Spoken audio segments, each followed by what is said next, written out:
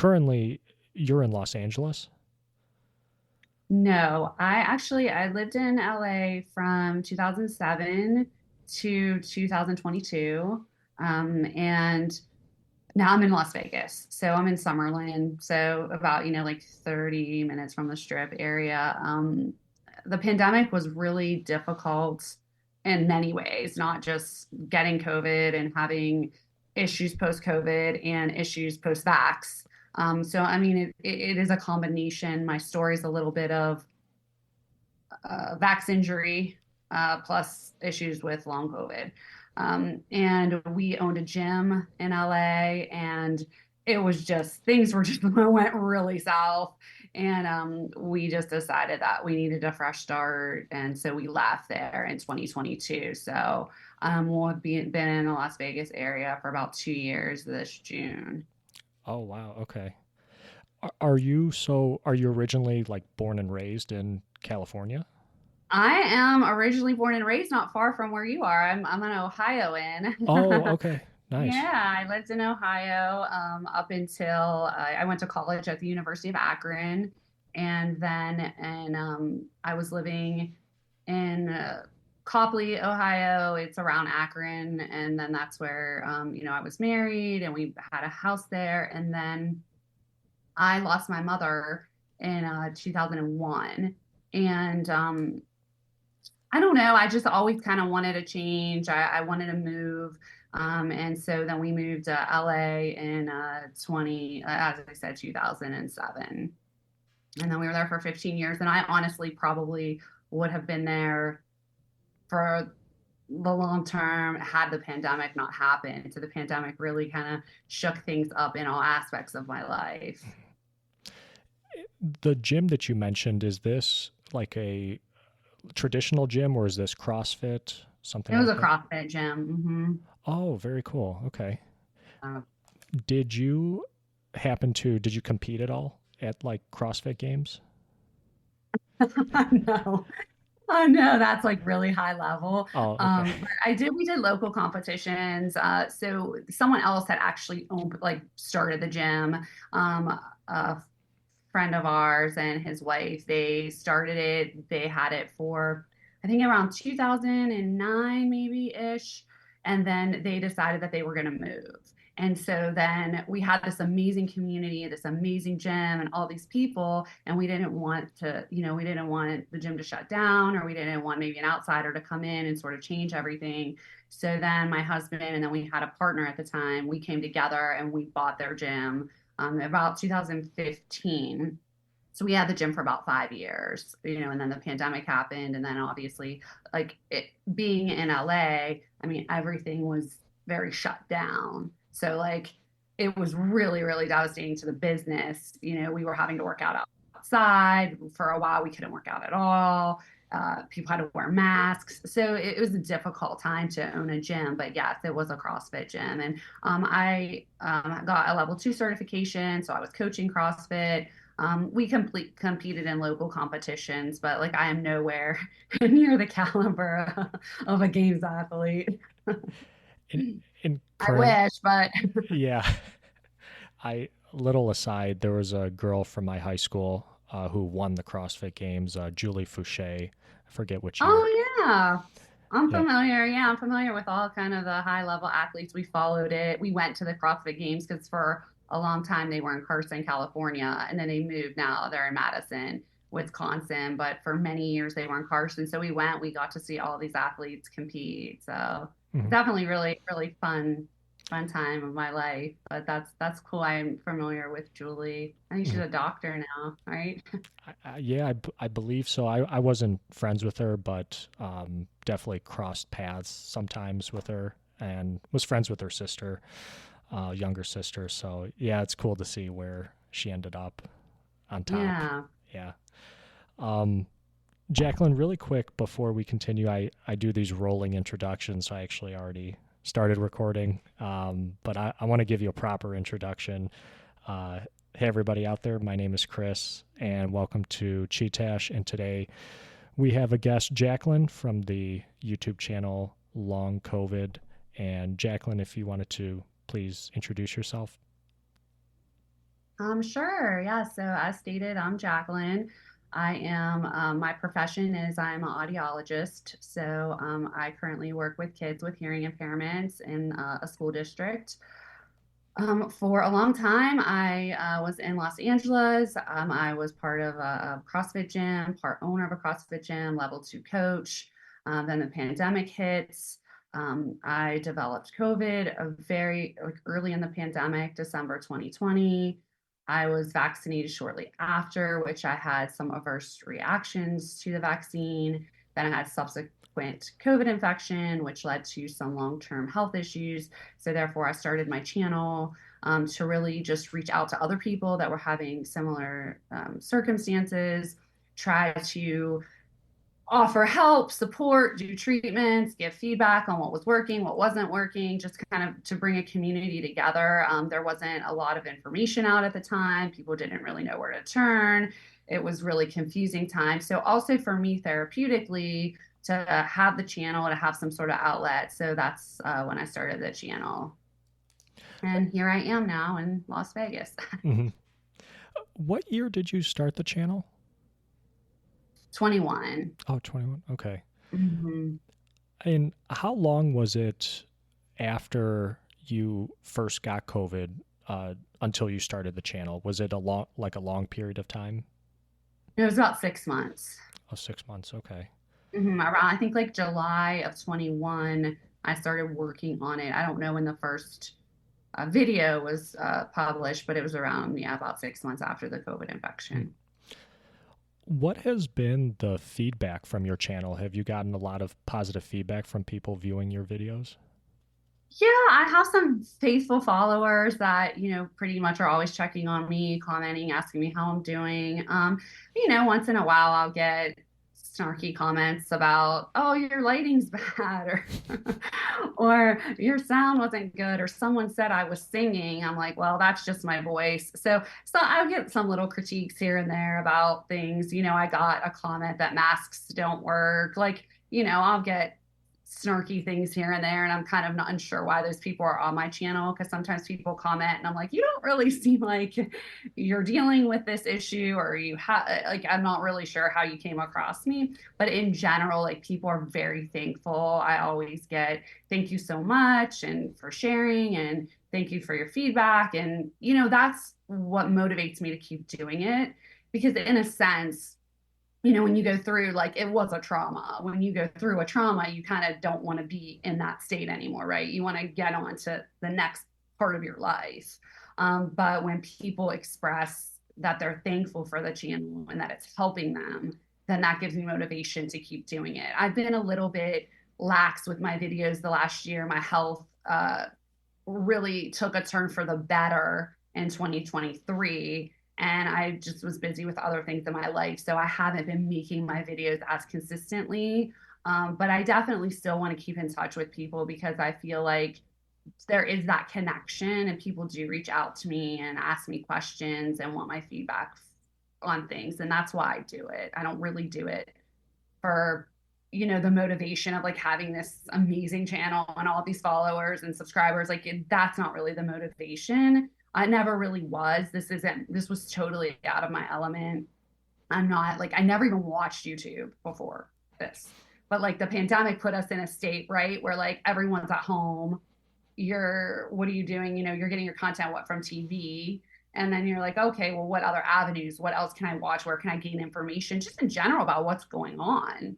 I mean, where, um, you're getting fed what the television's putting out there. But, just to get different perspectives on the pandemic itself, I started to get invested into YouTube. And my husband's a super tech guy. I mean, his whole career is tech. So he's the one that was like, I think you should start a channel. And at first, I didn't want to at all. I was like, I'm private. I don't want to share this. Like almost an embarrassment. And I know that that's weird, but it was almost like, God, like I'm embarrassed this happened to me. Like I don't want to be sick. I was this very, in shape, fit, CrossFitting 5 times a week. I was doing muscle ups, handstand push ups. Like I was in very, very good physical shape.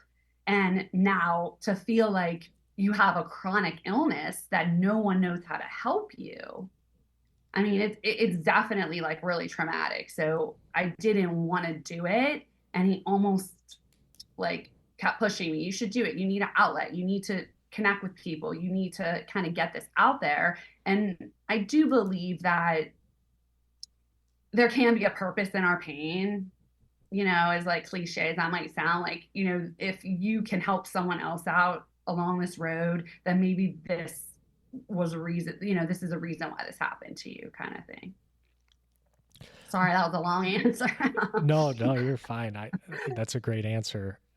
When when you first started the YouTube channel, did you realize how big of a community this was? A community of people that have long COVID? A little bit. I was on some Facebook groups and there were like just it seemed like every time you get on, it would be like thousands. I mean, thousands. Like some groups had like 200,000 people in them. Like it's wild. Wow. And Yeah. people are really from all over the world. So they're not, not even in the US. I mean, there's people in all kinds of different countries. Um, so I did, but I didn't. It's hard to explain. Like I thought, oh, who's even going to watch these videos? Like whatever, And again, I mean, I don't even have a huge following to this day, but as time's gone on, I have seen, just especially being in Facebook groups, like how much it is affecting people and how many people have been affected for so long. It seems like the people that got sick originally, especially like early 2020, are the people that are having the more debilitating symptoms. hmm I had COVID in October of 2021, and it hit me really hard. I just woke up one day and it felt like I had trained like 3 days in a row, like multiple hours each day. I'm like, why am I so sore right now? This doesn't make any sense. My biggest symptoms were body aches and just very fatigued. I just slept for like a couple days. Um, when you first had COVID, what were your symptoms like? Initially, I had a really, really bad sore throat. That was sort of the indicator. I was like, oh gosh, something's not right. And very, I was very careful. I did not want to get COVID. Just, I was one of those people that I was very, very careful. So I was very, very upset when I got it because, and I don't really need to go into that rabbit hole of how I got sick, but basically, through someone helping someone else and them not testing and blah blah blah. And anyway, so I was like very very very mad that I got COVID because I was like, I've been so careful, like I don't, I wear a mask, like I was just doing all the things. um but yeah, it started out with a really really bad sore throat and then fatigue. I had some body aches, I had headache. Those were like my main symptoms. I was never very very sick. I was never like, oh, I can't breathe or I have to go to the hospital. But I mean, I felt pretty trashy. I mean, for sure. And it was after you had COVID or after you got better was when you got the vaccine? Right. Oh, Yeah. So because I was in healthcare, and I was in California, I was not mandated at that time. So I don't want to, come off disingenuous or anything. I felt like I probably would be mandated. I mean, they were mandating it. And I was someone that thought like, oh, if I get this, I'll never get COVID again. I mean, like that's kind of what was being told to us at that time. So I just went through this horrible infection, felt trashy, but I recovered. I was back to training, back at the gym, felt like I had quote recovered from COVID. Um, did the Moderna, and then the second Moderna shot, like things just went south real fast for me. And mhm. that's where it started, more like heart palpitations, shortness of breath. Like I went to a cardiologist. Like it was those kind of symptoms that started after the second vaccine. And, part of it was I was probably vaccinated too close to having my initial infection. My body probably just like wasn't really ready to take on that hit because I mean a vaccine just taxes your immune system. I mean just any vaccine does that. So it was just a really fear-based decision, honestly. Just I was in a bubble. I mean, first of all, we're in a state that's very, very shut down.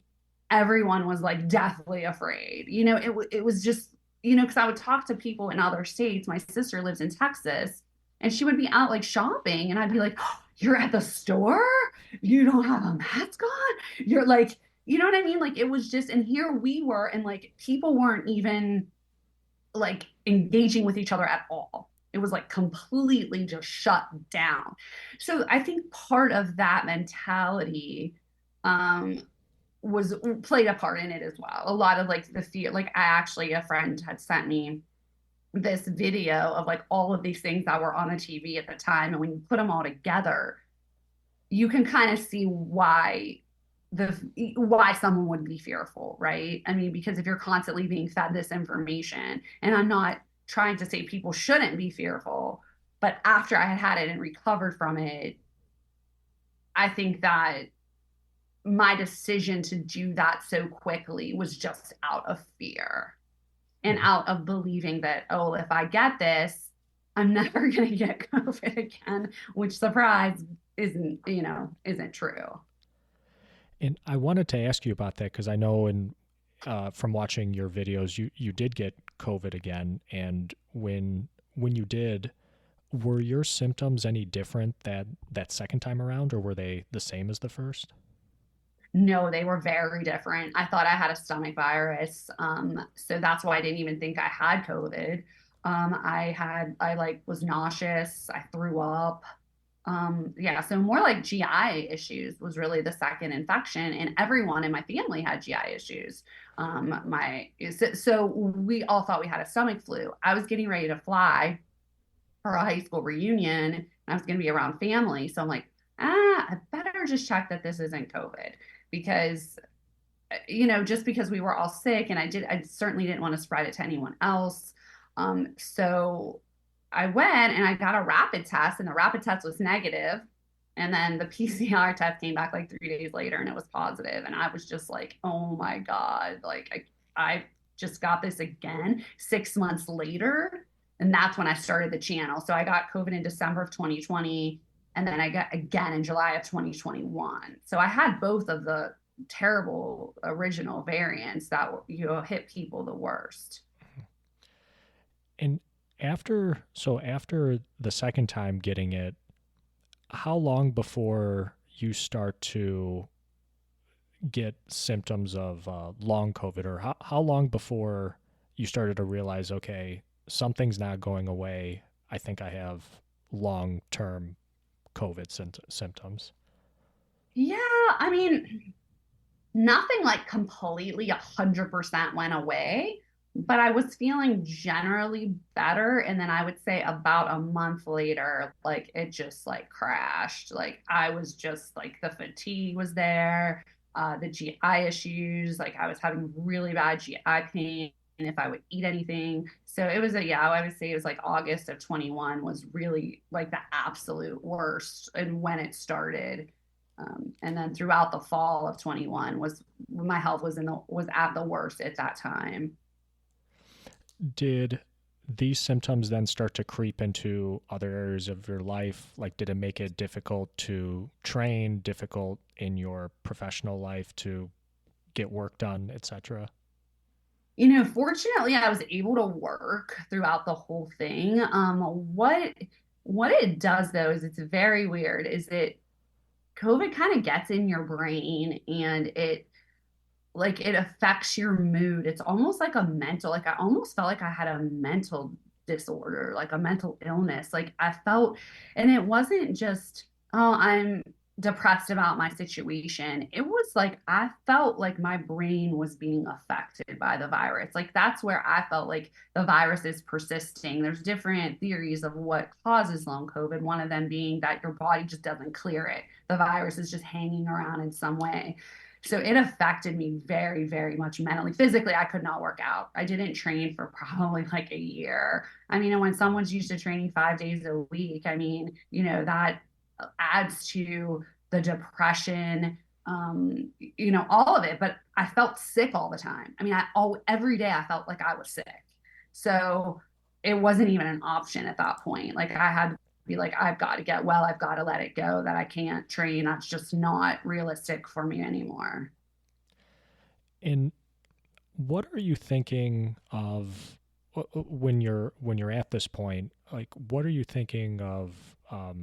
Or I guess maybe a better question: what's the first thing that you tried to like alleviate the symptoms, or what was that first thing that uh, you took or you did to say, I hope I want to get better. Like I hope this helps. Right. Well, I was seeing a naturopath doctor. I was put on some supplements, I would say. So this was before the second infection, though. So this was like spring of 21. And some of the supplements were helping me. It was like glutathione. Honestly, I can't remember at this point everything I was taking, but he put me on a regimen. I started to feel better, but I would say after I was really sick, it was monoclonal antibodies. There was a doctor that was doing them for people that were having long-term problems. Now they were not indicated for that. And so technically he couldn't advertise that he was doing this because it was supposed to be for people with just acute infections. Like they said, within 10 days or you're not eligible. But he realized that a virus, if someone is still sick, then the virus is most likely still lingering. So the first treatment that I really had was in October of 21, and it was the monoclonal antibodies. In that treatment, what is the protocol for that? Is that an injection that you It's an take? infusion. Oh, okay. Like, yeah, so through your vein. Does it take, do you have to visit the clinic like multiple times and get multiple infusions? Well, that's the thing is no one knew, right? I mean, it was just like, let's see what sticks, right? So I went and I got an infusion and I did. I mean, I went from being, and I'm not like, I'm honestly not trying to be dramatic. I went from being like almost suicidal to, oh my God, I can function a little bit. I have some relief from this. Like I'm feeling like some relief from these symptoms and I'm feeling like little glimmers of hope. But the thing is, if you don't get enough, the virus is still there. The virus is still persisting. So I had two subsequent infusions after that, in the fall of 21. And it really, it didn't fully recover me by any means, but it did go from a very, very low point to, okay, I can maybe manage this. So Hmm. that's what the monoclonals did for me. And is this treatment of monoclonal antibodies, is this something that's covered by insurance? Not in the capacity that I did it, no. I think that if you like, you have to fall into all these categories. Like, you have to be overweight, or you have to be over a certain age, you have to have all these comorbidities to get it. So that's the only people it was really available for that was covered by your insurance. If they look at you and you're like, oh, you're a healthy person, you're whatever age, you don't qualify. And you know what? I wasn't wasting time going down routes. Like, fortunately, like I'm not by no means a wealthy person, but like I have the funds to do, to do these things. And I was like, I'm not waiting for anybody to give me the go ahead. Like, I will pay whatever I need to pay. Because at the end of the day, like your health, if you don't have your health, like you really don't have anything, right? I mean, nothing else matters if you are not well. Mhm. So I was willing to kind of spend whatever I had to. And I spent thousands of dollars trying to get well. So, but no, short answer is no. And they were around, it's about $900 for an infusion. Yeah. I was just about to ask you the like financial cost of it. And is the number of times or the number of infusions that you had compared to other people, do you think if other people seek this route, are they getting more infusions too, potentially? I mean, the problem is that it's never really been like the ball's just been dropped, I guess, for people. Like there's a clinical trial right now in San Francisco for monoclonals, but there's not really, we don't really have data. We don't really know. It's still a guessing game.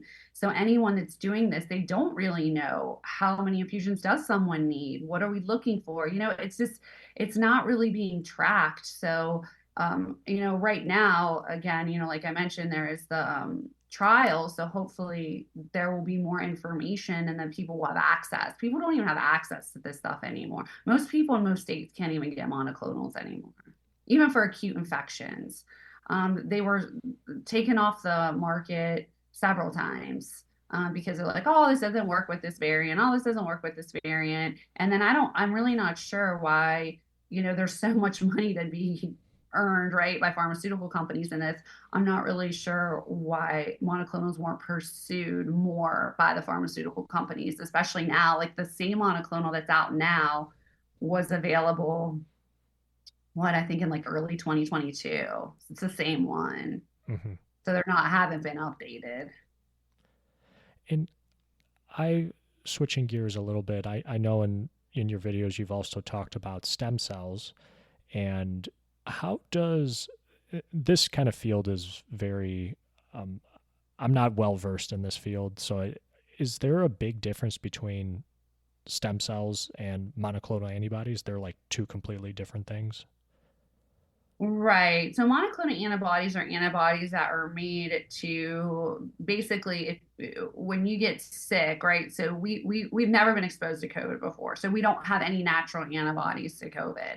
So the thing was, if you get infected with this and we give you antibodies to start fighting the virus.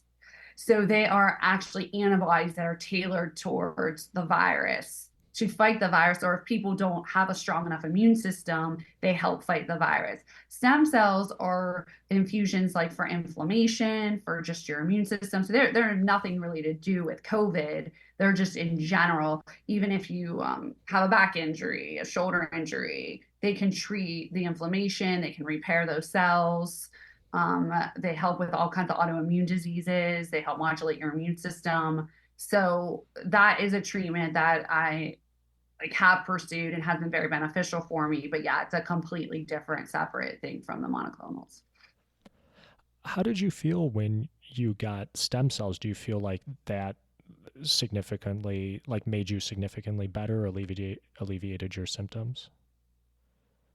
It did. Yeah. I mean, I got the monoclonals at the end of 2021 and then I started getting stem cells in 2022 and it helps with energy, fatigue, just like overall wellness. I felt when I took the stem cells, like I just overall felt better. And that's really the best way to describe it. As far as like I was like having like a lot of chest tightness, like I didn't really have lung issues, but I felt like sometimes it was just like more difficult to breathe, short of breath, and that completely alleviated all of those types of symptoms.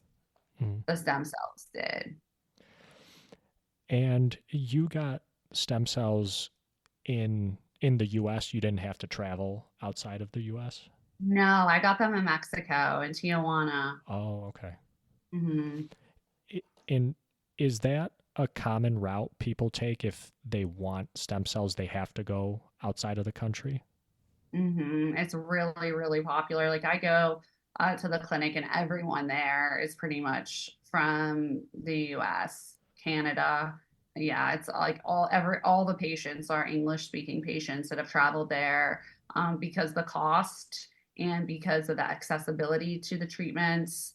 And they don't freeze the stem cells there. In the US, they are frozen. So once you take stem cells and you freeze them, you don't really know how many die off in the process because when you take them out from being frozen, so say we're going to give you an infusion and they're going to give you like say 50 million stem cells. Well, if half of them die off, you're paying for something you're not getting. Mm-hmm. So they're fresh stem cells from a lab. So yeah, it's really, really quite common. I know that of course there's some skepticism, of going to places outside the US. I mean, and I totally understand that. The clinic that I go to, though, they've been around for like over 35 years. They treat Lyme disease and fibromyalgia, and people are there with cancer. I mean, it's a really reputable clinic. So I felt comfortable going there. I mean, you do have to vet where you're going, and you do have, you can't just pick some random place. You really do have to know and educate yourself. When you go to a clinic like that outside of the US, what's the cost like compared to in the US? Is it the same, less, or more? Oh no, it's so much more expensive here. I mean, you're looking at um let me think. So 5 million stem cells was about $3,500 here, where you could get like 42 million stem cells for 4,000 there. So you're talking about 5 million versus 42 million cost about the same. So it's super, super expensive in the United States. And the access is a little bit more difficult to get to. Hmm. Yeah, wow, that's significant, definitely.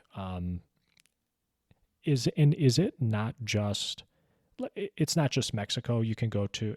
Are there some like South American countries as well that have? Oh yeah. Yeah, there's like a really big clinics like in Panama, Puerto Vallarta. I mean, a lot of like famous people even go to some of these clinics, and some of these clinics are expensive. And it was, out of my price range, where some of like the celebrities, like there have been like people like I think Joe Rogan and other celebs like that have talked about places for stem cells. I know like Mel Gibson's father like went to some place and but they can be really expensive there too, like around $20,000. Mhm. If you're going a place like the clinic Bio Advanced Medical, that's where I go. You can spend around like $3,000 to $4,000 and flat out. Mhm.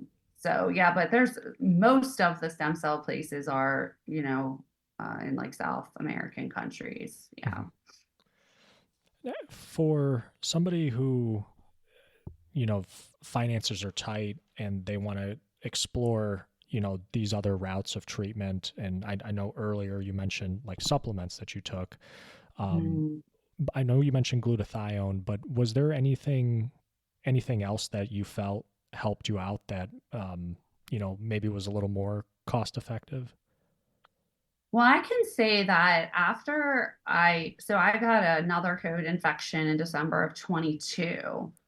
And I think if you can treat an acute infection aggressively, treating the acute infection, I did 10 days of Paxlovid, and I know it's, the course is 5 days, but there's always the rebound. I'm not sure if you're familiar with that, but people take it and it's just not enough. Like 5 days of when you have a virus, you know how long the viruses last. We're always told 7 to 10 days.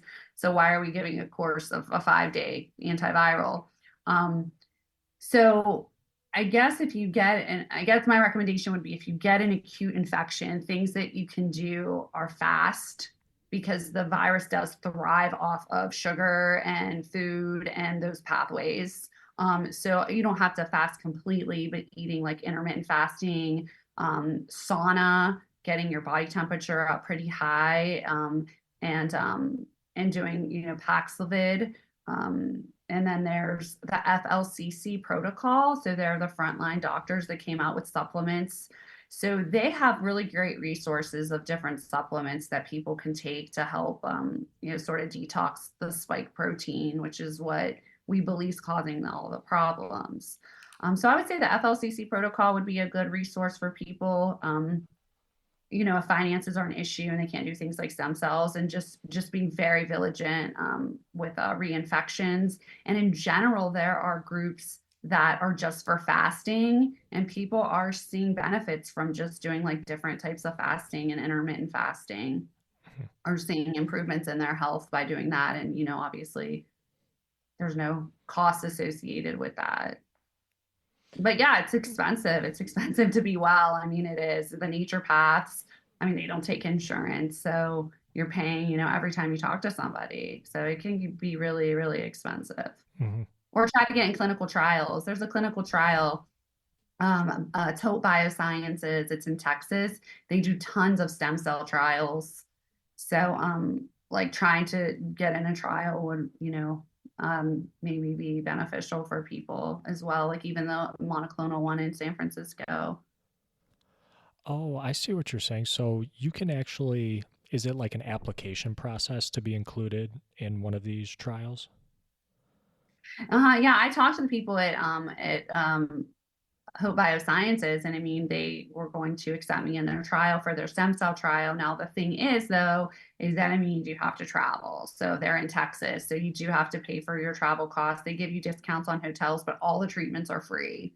But do you know if you're getting a placebo or do you know if you're getting the treatment? So that's also a factor. For me, I would rather just spend the money and go to, Bio Advanced Medical and get my stem cells than not sure. But originally they had a study where everyone got stem cells.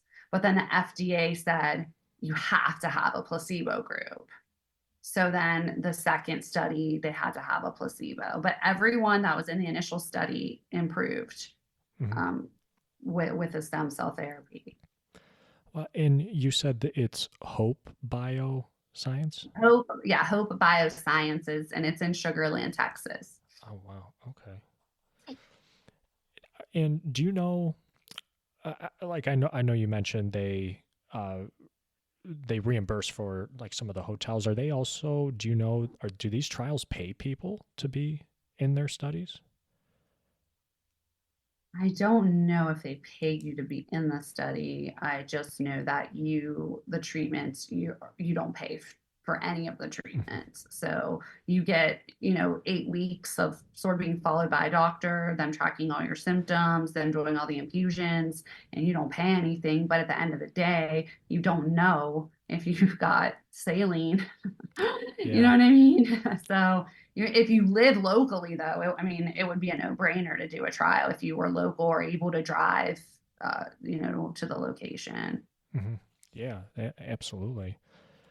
I, I saw in another one of your videos that you also did some, what is it called? The hyperbaric oxygen chamber. Mhm, mhm. What was that like? And can you kind of explain what that process is like? Yeah, I mean, the thing is there's different types of chambers. So the really great medical grade ones, I only did that for 3 treatments. It's mixed reviews. I mean, that's the hardest thing about long COVID is there's just so many things will help someone that won't help someone else. I was able to rent a soft shell chamber for a month in my home. So I did do it daily. It's very, very claustrophobic, though. I mean, the big medical grade ones that are, I don't know, maybe, I don't know what material it is, but it's maybe plastic or I don't know what it is, but you can see out of it. These shells, I mean, you are like, it was like the first time I almost had an anxiety attack. I mean, it's like right there in your face. You feel like you're in a coffin. But it does oxygenate the body and it gives oxygen to areas of the body that normally, are not oxygenated just to help with the overall healing process. I wouldn't say it was anything that was majorly significant for me. In the long run now, like looking back, but there are people that have done the medical grade ones. You have to do upwards of 30 to 40 sessions though, and they're like very expensive. It can be $250 for a session. So like times that times 40. I mean, but there are people that have reported that it's been beneficial for them, but like I couldn't say personally that it was any kind of game changer for Mhm. me. The way you're describing it makes me think of when I did, oh shoot, what's the name of it? The plunges, the magnesium salt plunges. I forget the name of it now, but essentially you're in a big salt tank and you float. Oh, float tank. That's what it was called. Hmm. Where you're floating on the water because there's so much salt in the water, and it's magnesium sulfate, so your body absorbs the magnesium, and you're just in this tank that's completely dark. There's a little bit of lighting, but I remember the first time I went in there, I did feel a little weird, like I Yeah. don't want to be trapped in here. Right, right. But yeah, that's your experience in the hyperbaric oxygen tank. It kind of sounds like that.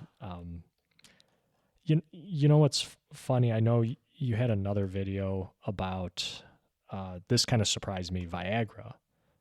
Yes. And did you tried it? I Yeah. did, but only very short term. I didn't end up taking it for a long time, but I mean, the whole concept of it, it actually did get, it gives you more energy. I mean, it, it's kind of sounds silly, but basically, um, yeah, again, I just did like a really short prescription, but yeah, it gave you more energy.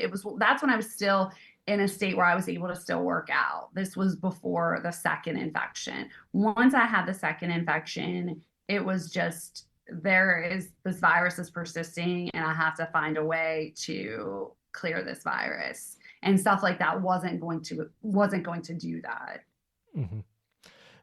What made you try the Viagra? Was it was something that you got from like an article or another video podcast or doctor? Yeah, I can't remember exactly now, but yes, I had read somewhere about it. So everything I tried was something I came across. I mean, I was in like deep research mode for a really long time. Like any podcast I could listen to, any doctor that was talking about it, anything that I could read. I mean, it's a state of desperation, really. So like whatever I can get my hands on to figure out how can I get better. Hmm. That's where I was at. So I was kind of willing to try whatever I could, and even people have been like, wow, that like they're scared. People are scared to try stuff. People are scared to try monoclonals. People are scared to try stem cells. They're not sure if they're going to have negative reactions. And people have asked me like, well, weren't you scared? And I'm like, the crazy thing is I was guided by fear for so long that like when I was in that state, I'm like, I'm just, whatever, throwing caution to the wind. Like I'm going to just try whatever. How I'm living right now is not it's not a place that you want to be. I don't want to live like this. So I'm going to do whatever I can and just go with it and follow my instincts with it. So yes, everything I was trying was stuff I came across in some capacity. I don't know if you've heard, I think as of recently within the last couple months there, and even last year I believe too, there were congressional hearings on long COVID and allocating some funding for research into it. I don't know if you followed any of that. I have seen a little bit of it. I have in some ways distanced myself from it because mentally it it kind of brings me back sometimes to like this place of trauma or desperation so I try to still be aware of what's going on so that even for acute infections, knowing how to treat myself, knowing what's out there, knowing what's available, but not going down some of those rabbit holes that I was going down. Because I mean, you can go down some really bad rabbit holes. You can be on Facebook and you can hear like horrible stories, and it can weighs on your psyche after a while. Like hearing like so many people suffering, it can be really heavy. So a part of me had to sort of distance myself a little bit from it, and I try to still be aware of it but not completely saturated in it anymore. Hmm. It, as far as your family goes, have has your family also had any sort of experience with long COVID? No, no, my family, everyone has been fine and healthy, thank God. Yeah, and I don't know that I would have been down this road honestly without the vaccination. Like I feel like that was a trigger for me. And I think that in a way may have contributed to me not recovering from my second infection because I was so taxed. My immune system was so taxed by an infection, two vaccinations, and then another COVID Hmm. infection. So, I told my husband, you need to wait to be vaccinated, wait 6 months, check your antibodies, make sure you don't have any antibodies left for it before you get your vaccine. So, Hmm. unfortunately, things happened to me really soon. So, in some ways, I was able to educate other people in my family, but luckily, everybody's been okay. Hmm. Was there what went into the decision to get like Moderna versus Pfizer versus Johnson and Johnson? Was was there any sort of like I didn't have a choice. And that's what we were just given that. It was you're in healthcare and everyone was getting Moderna. So there was no decision on my part. I probably like, interestingly, Johnson & Johnson got pulled for blood clots. But I probably would have went with that one because it was just one dose. But who knows if that could have been a worse route for me had I ended up with that one, because, there were people that got blood clots and then it was pulled. Mm-hmm.